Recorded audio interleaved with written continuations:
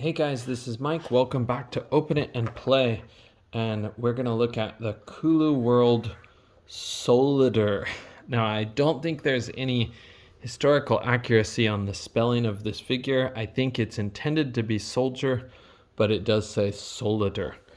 I think I Googled it real quick to see if there was any logic behind that, but I think it's just a simple misprint.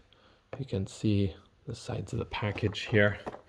And I said in the previous video about the Kulu World Knight, I don't know the details about these figures for where they were actually produced, but they are for ages 15 and up, so they're not a kid's toy. They're probably not made with the safest of materials, but they are some darn good looking skeleton figures that come with very good accessories, a great stand, and basically they're just a really good deal for the price I got them for. Normally they run for $40, and I think they're more expensive now because they're out of print, sort of. But I did hear that they're going to make a second run of them. Maybe some parts improved, hopefully. So the Solider, the soldier, he comes with these accessories. So we have a helmet, and you have these horns. The helmet, again, is the soft material like the previous figures, basically plastic. It's very soft, malleable plastic, malleable. And then these horns are a little bit stiffer, and they just plug in. They fit nice and snug in there, so you're not gonna have to worry about it breaking easily. It will pop out if you put a lot of pressure, but it won't break. So that's a great part. And then he has these two shoulder pads. And I'm sorry, on the previous thing, I forgot to show you these shoulder pads. These peg in onto the back of the figure where his shoulder blades are actually. You can pop off the shoulder blade piece, and it has a little peg hole in there, and then these will peg in. So, and then this guy also comes with a shield. The shield is much harder material, so this thing could break, but it does have a nice detail, very nice detail for the wood here. Okay, and he comes with a little sash that can go over his body, over his torso. And we've got this really crusty, rusty, nasty sword, but that is also very nicely detailed. And so you can see on some parts, it does have a bit of a shine to it. It does have a gold highlight, and then it has a couple of colors to simulate kind of the old rusted appearance. Sorry, that's out of focus. Okay. All right. I'll get that helmet out of there real quick so I can show you what that looks like. Though these parts are hard to get. You can see even the paint job. They did a great job to simulate the rusty appearance. Sorry, I think I'm putting it on the wrong one. This one is going in harder than the one that I have at home, but I think that's because the room is colder. Sorry, it's kind of hard to put in when it's this cold, but it does fit in. I promise it fits in. Or it did well on my last figure. I have another one of these guys at home. Okay, and then we have that same sash that you saw before with the great detail in the middle. And he's got a couple of these open hands. Okay, we'll get those out to show you in better detail. The hands look like this, sorry. Oops. Again, pretty good paint job. All right. And we won't assemble the stand because this is quite stiff, it works really well. And I said in the other video, I think I didn't say in this video yet, but it will hold the character in a jumping pose. It's tall enough for that. It goes really well. It just has the kind of standard clip system. You adjust the clips to hold which part you want. Okay, and here is the figure himself.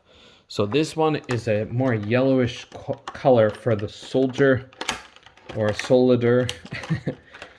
And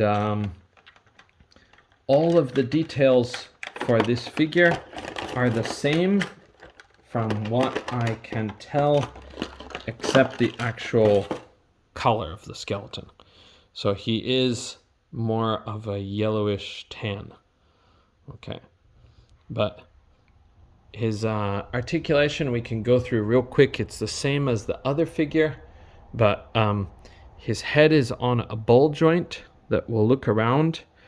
And you know what? I'm so sorry. In the last one, I forgot to say he also has a swivel at the base of his neck. So his neck can actually turn. I'm so sorry. I missed that in the previous night review because that guy, I just didn't realize it. Kind of forgot about it. Okay. And then with the body, he's got that bendy joint in his spine. So he's got a bendy wire. So you have a lot of possibilities for how to move him. I don't think you have to heat that up or anything, but I would be careful bending it because you do want it to last a long time. Okay, and to show you how this works, you just pop these off, and then there's the open peg hole where you can put on armor pieces. And you can mix and match them if you have the other figures. I think these guys are sold out, but they're going to probably release another version. Then at the shoulder, he's got the swivel joint and a ball here, a ball joint. And then he can swivel here at the top, not a bicep cut, but actually hidden with inside here. And then he has that great range of a double jointed elbow. You can really see you can get it to go this far, or you could put more of the bend into this part. Okay, and then, whoa, he's very stiff just out of the package. Okay, and then his wrist swivel and hinge. Okay, and his default hands are these kind of gripping hands for his weapons and shield, or his sword and shield. Okay, and onto the lower part of the body. So there's no swivel here, but because of that bendy joint, you don't need it. And then his legs, he can kick up basically however far you want him to go because of that swivel. And he does have a ball joint, and he also has the swivel like functioning like a thigh cut, but it's not a thigh cut. Okay, and then double jointed, oh, these are stiff. Double jointed pinless knees will get you all the way back. It's got a great kneecap here. Okay, and then at the foot, his ankle does swivel and hinge and pivot. So you've got kind of unlimited options for this guy. Okay, and then if we show him real quick close to some Marvel Legends for the scale. Right now I'm collecting a Jada Toys Street Fighter, Marvel Legends, and G.I. Joe Classified. A little bit, not everything of every everything of every line, but I'll show you the same comparison as before. So we've got Captain America. He stands just a little bit shorter than Cap if they're side by side. So it's a very good scale. All right, with Marvel Legends. And the Renew Your Vows, Spider-Man alongside of him here too. So basically this guy is a perfect size skeleton. He does have some exaggeration in his features, but it's not as extreme as some companies go with their figures. If you want a kind of spooky looking skeleton that kind of evokes the same atmosphere as the Ray Harryhausen skeletons, I would highly recommend this series if you can find them. If you can't find them, maybe don't buy them for crazy prices right now. I think they will release the second version or re-release of these figures, and they might even have some improvements. So okay, thank you guys for joining me on this one. This is a little bit faster than the first one. I hope to see you in the next video. Bye for now.